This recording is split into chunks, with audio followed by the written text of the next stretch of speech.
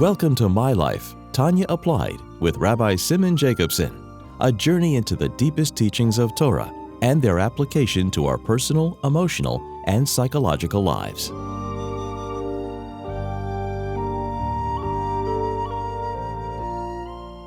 A good tavach, a good week.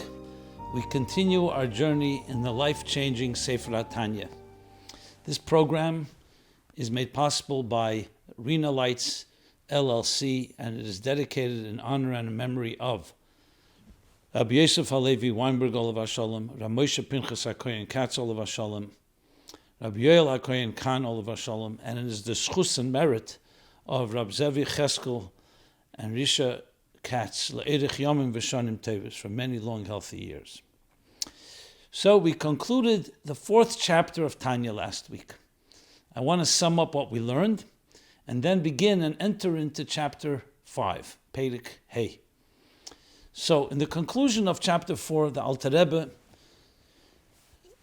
finishes it with a beautiful and eloquent example of what it means when a person does Torah and mitzvahs, the spiritual, cosmic hug that it creates, hug and embrace, that both the human being is embracing God, because Torah and mitzvahs is a Raisu v'kitshu brichu kol echad, is one with the Eibishter. So even though it's manifests in physical items, when we learn Torah, we're talking about how the Torah speaks about this physical world and how it guides us in running our physical lives.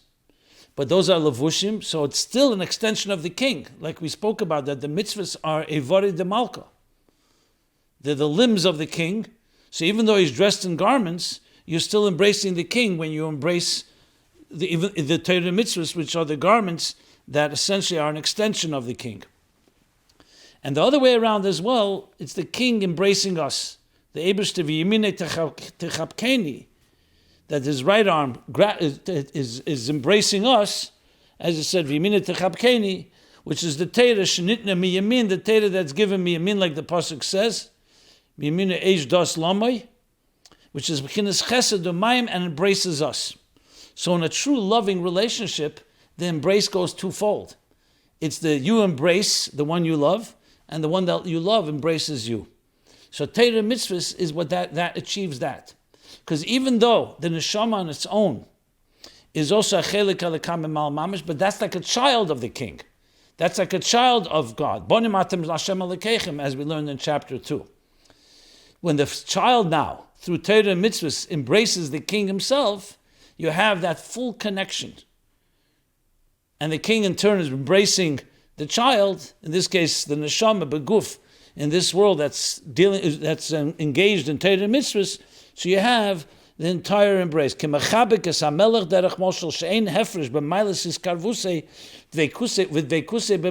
no difference in the quality of his closeness and his attachment to the king. There's no difference if the king is dressed in one garment, or whether he's dressed in a number of garments. Because the guf HaMelech is betechem. So Torah and mitzvahs, when we, through our thought, speech, and action, our garments, our thought, speech, and action is consumed with Torah and mitzvahs.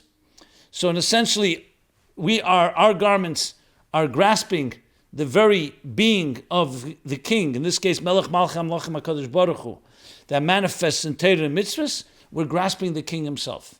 And when the Eibishter, and then in return, when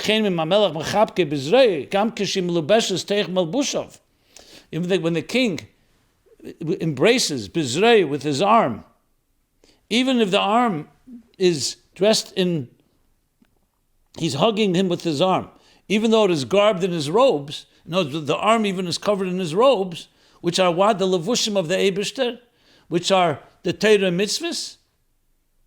You could explain it that way. You could also say the levushim are also connected to our levushim.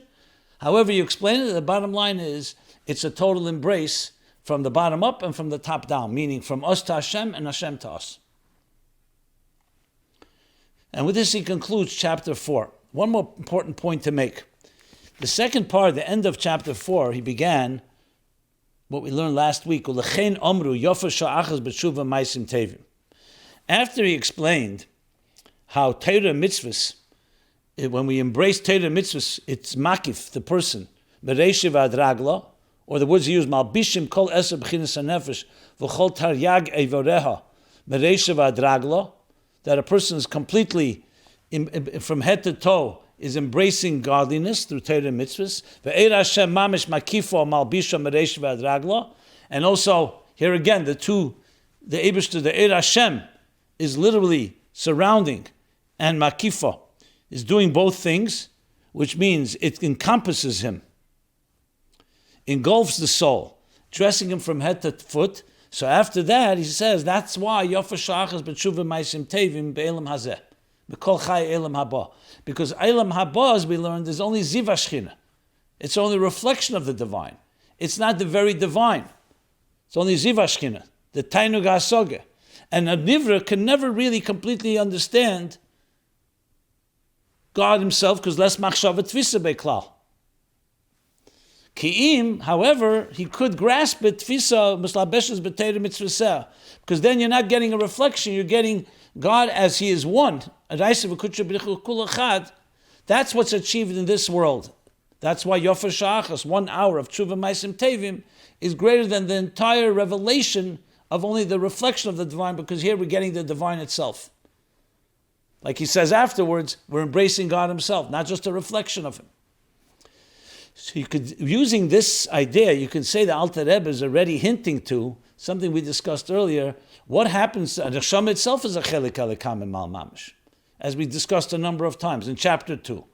So what does Torah mitzvahs add? So we explained, because Torah mitzvahs makes it internalized, that a neshama on its own separates, becomes nasi yesh, as it enters the body, and doesn't feel the divine until through Aveda. Torah and mitzvahs reveals that very divine of the neshama in a manifest way, and that's why the garments of machshava, dibra, and maaseh of Torah and mitzvahs is greater. You said, Maila Gavoya v'Gdela Ma'id, Adein Ketz, it's even greater than the faculties of the soul, of the divine soul.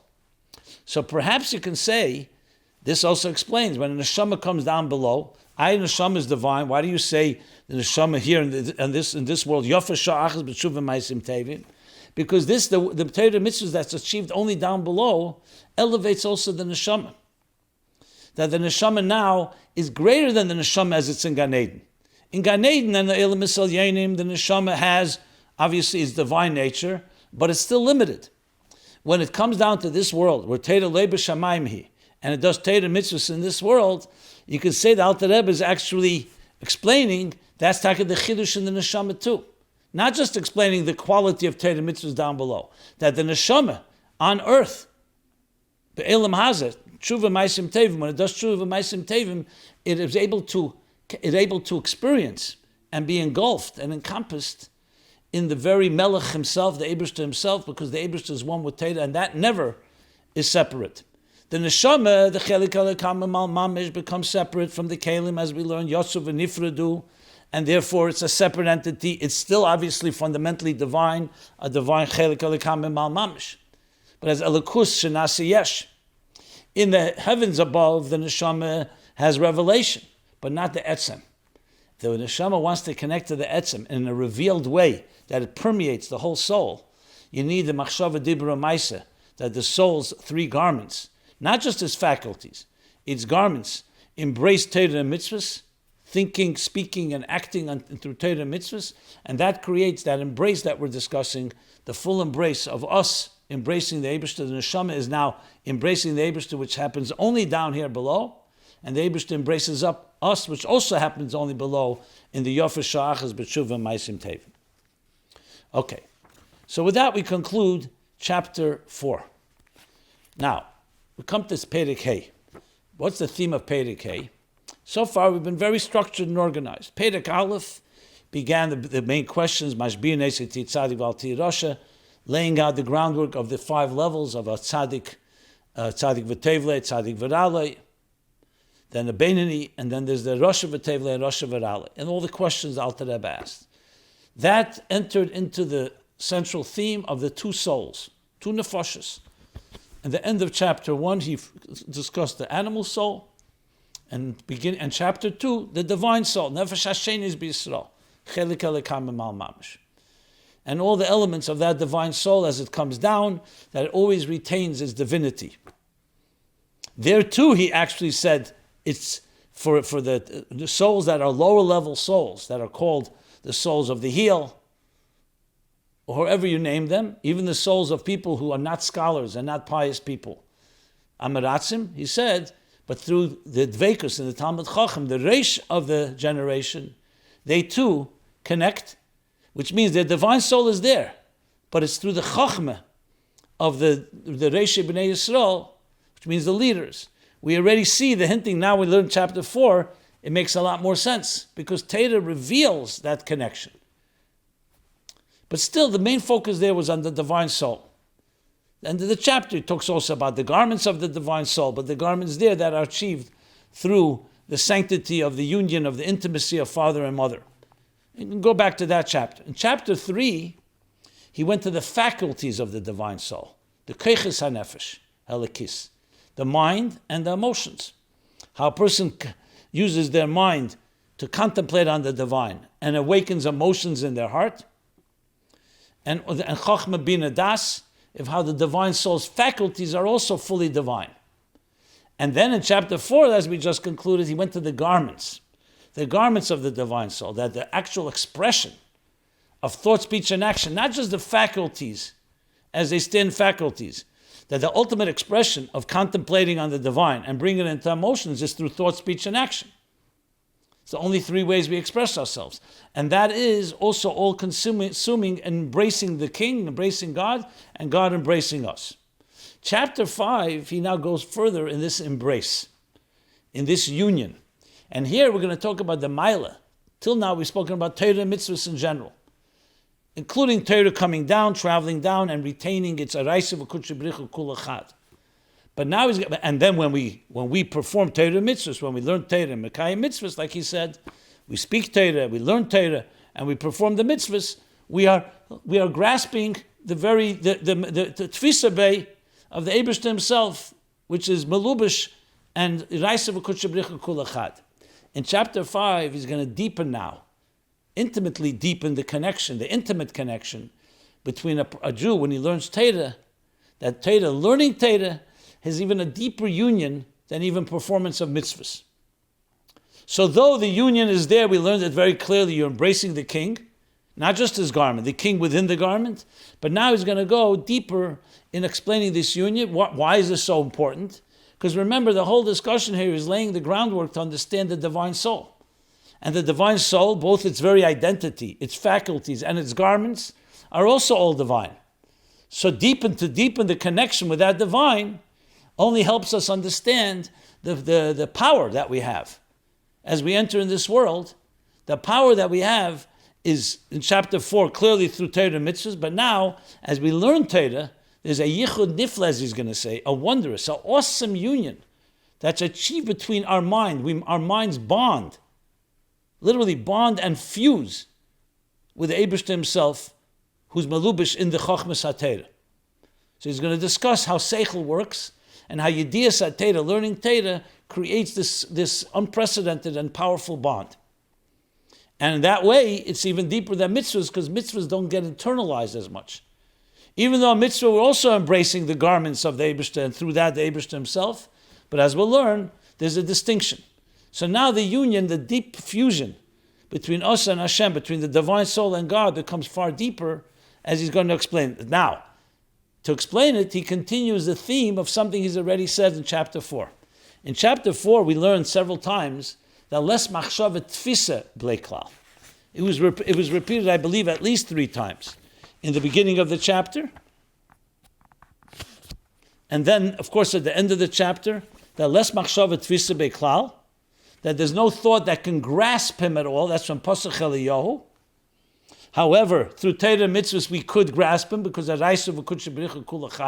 basically God essentially imbued himself, instilled himself, like we said, that in this greatness you find also his ability to manifest itself in Torah. So even though on its own, less machshava tfisa beklal, however, tfisa, we could grasp him through Torah mitzvahs. We could embrace him through Torah mitzvahs. Because Torah mitzvahs is a reisa v'kudsha b'richu kul echad. See, like he said, yes. He said, Ene kosh baruch hu nikra ein sof. V'avsha kosh baruch hu nikra ein sof. And he says, Les machshav et tvisa beklal. That's one time. Le machshavei sechem, the different language. And then later again he says it, closer to the end of the chapter. So he's focusing that on one hand, a human being cannot grasp the divine because the divine is completely beyond us. It's Ein Sof. But not only is it Ein Sof, it's beyond us. His thoughts are not our thoughts. That's on condition when it's a human effort. The human being studying science, lahavdil, or other wisdom, cannot grasp the divine itself. You can only grasp the so-called art that God created, the nature God created, the wisdom that God instilled in creation. But to grasp God himself, les machshavet tfisa beklal, only through Torah mitzvahs. L'chein nikra b'shem ziv Hashem, les machshavet tfisa beklal, ki im kasher tfiso mislabeshes b'Torah mitzvasehu. Ozai tfisa behen, umislabeshes b'Kodesh Baruch Hu mamish, da'raisa v'kudsha b'richu kul echad. Then he has an actual grasp because the Eibishter put himself into Torah.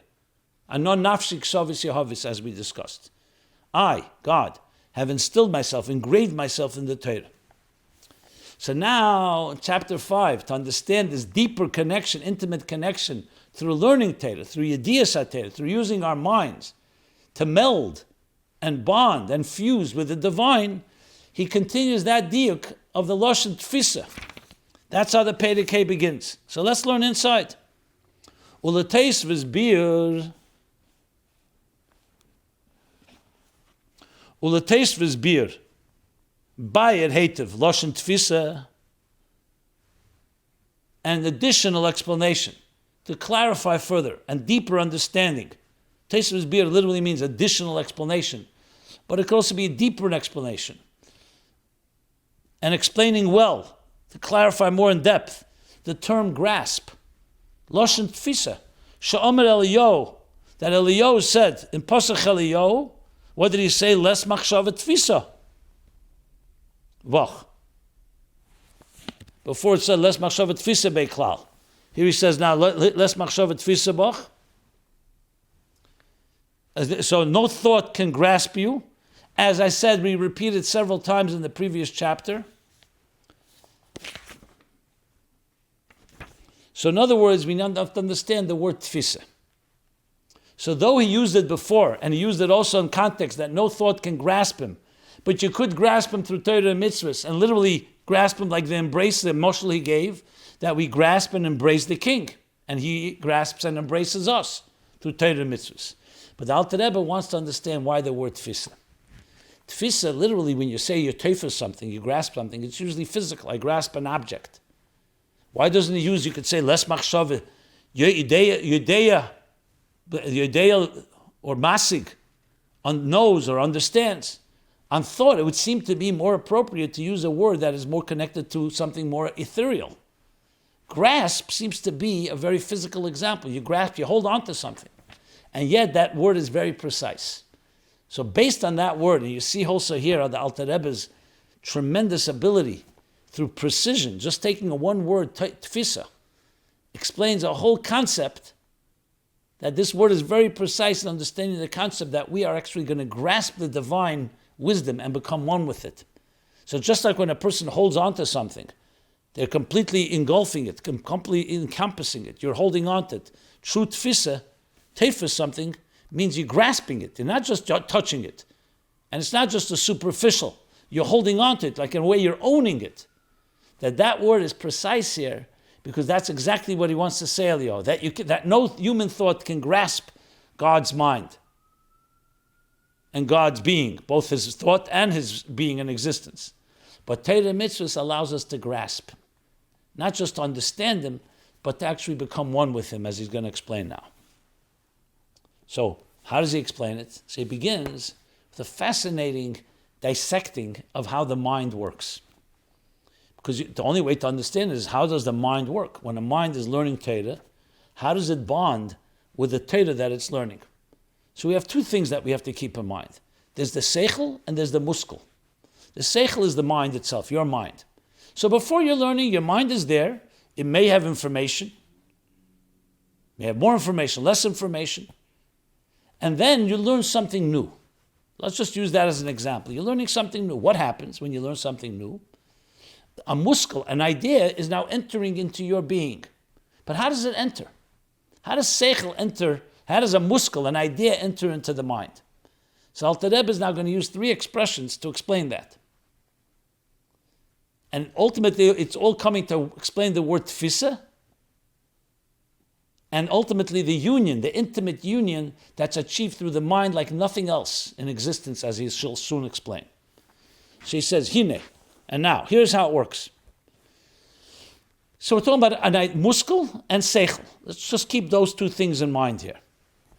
Now, hine. Now, when your mind, hine kol seichel, kishemaskel o masig besichle eze muskel.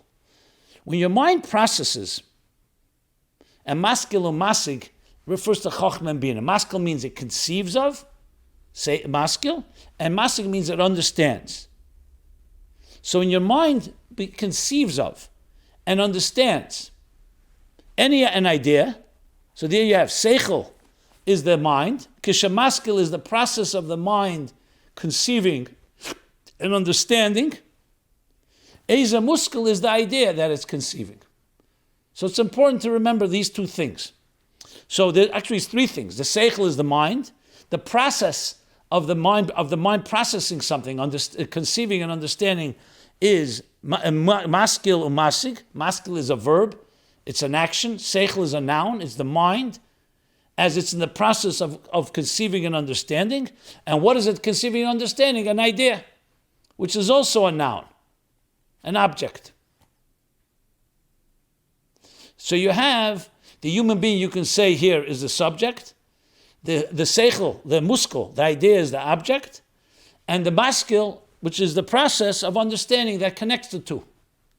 And you need all 3. If the mind is not working, you're not going to be able to achieve this. If the mind is working, but you're not making the process of actually trying to conceive and understand an idea, then the mind is not active. And if you don't have an idea to focus on, you're also not achieving anything. So you need the 3 components. The mind of the person, the process of the mind functioning, the actual process of mind working, which is conceiving, understanding, and the muskel, the idea that it's learning. This can be an idea. Here we're talking, of course, Torah. So whatever it is that you're learning. Later he's going to use an example from Choshen Mishpat, Reuven and Shimon. But whatever the idea may be. So what happens when this process begins? What's the relationship between the mind and the idea that it is assimilating? From the beginning of the process all the way through the end of the process. So the Alter Rebbe is going to say 3 things. The first thing, the word teifus. The mind grasps as a muskel, the basic point, like the chokhmah, the conceiving of the idea, a concept. Could just be a spark of an idea, a flash of an idea, but the mind is grasping it. That's the beginning of every intellectual process, of every cognitive process. The idea, and then,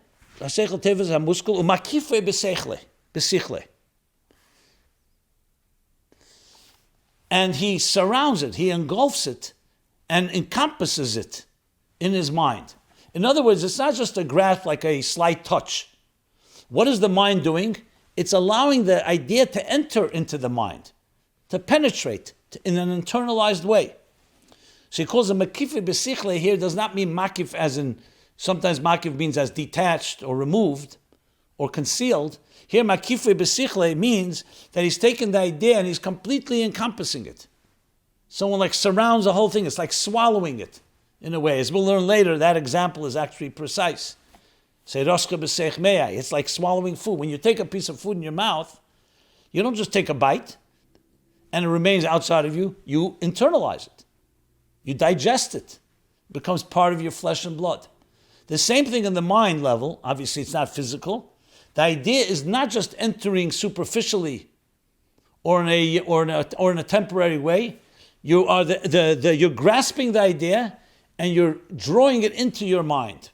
That's true processing. Now, obviously, you could have a more superficial experience. A person just hears an idea, and very on a surface level, and you're actually not really not maskil or masik. We're talking about a process where you're actually conceiving and understanding an idea, not something that's fleeting. This happens all the time. People hear something very superficially, and you won't remember it, you won't internalize it. But here we're talking about the process of how seichel actually works. So again, the mind is active here, and it's taking the idea, and it's grasping it, but not just grasping it, internalizing it. Makife besichle, engulfing it, which can sometimes be also defined as absorbing it. Again, not just it enters, it's absorbed. Literally like a sponge, a dry sponge, soaking up water. That's what a good mind does. It soaks in and enters, internalizes the idea. Then comes the next point Alter Rebbe makes.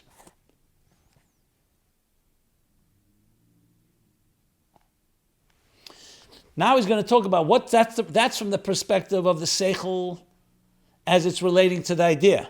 What happens to the idea? So he says, Vahamuskel, from the perspective of the idea, nitfus umukif umalubish b'teicha seichel, shehisigoi v'hiskiloi.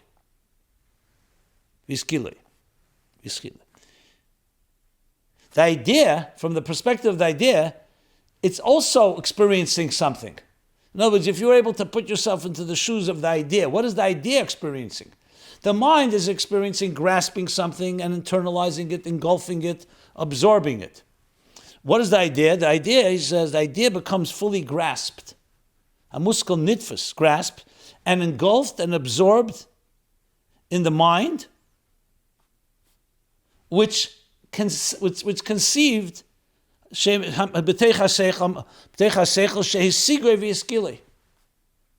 the mind that understood and conceived of the idea.